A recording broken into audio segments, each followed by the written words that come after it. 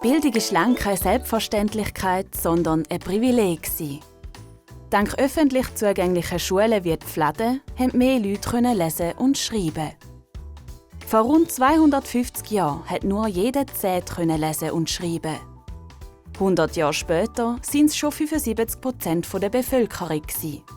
In der Pflade sind auch viele bekannte St. Galler Persönlichkeiten beschult worden.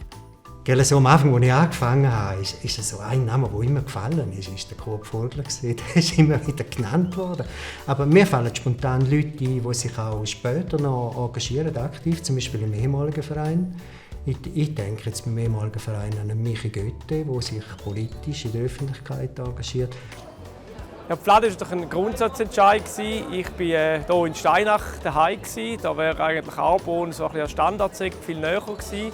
Haben aber trotz einer Aufnahmeprüfung, die wir damals gemacht haben, für die Flagge dann entschieden. Oder an einen Kuno Schädler, der sich an der Hochschule oben auch mit einem eigenen Film seinerzeit der Fladen angenommen hat und auch im Vorstand vom ehemaligen Verein mithilft, dass die Schule auch den Weg in die Zukunft geht.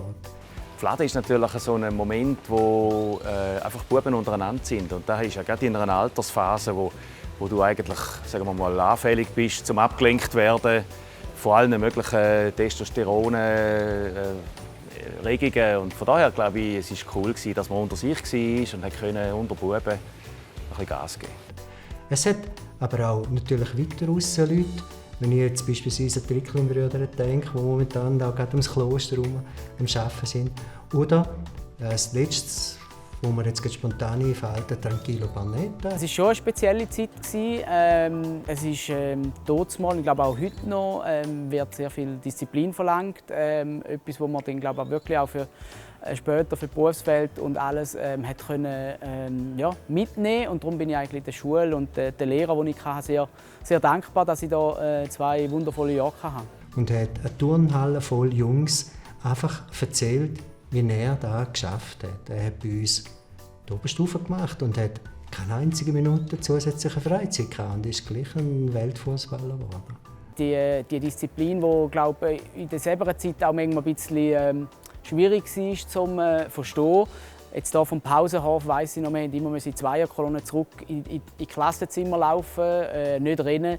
Da ist so ein bisschen, mit 12, 13 hat man das Gefühl, das ist ein bisschen übertrieben. Ich war in der Fladen immer so einer, der ein bisschen Seich gemacht hat. Ich bin viel beim Putzen am Mittwochnachmittag und durch das hat dazu geführt, dass einer der Lehrer meinem Vater beim Elterngespräch gesagt hat, ich sei ein Vogel.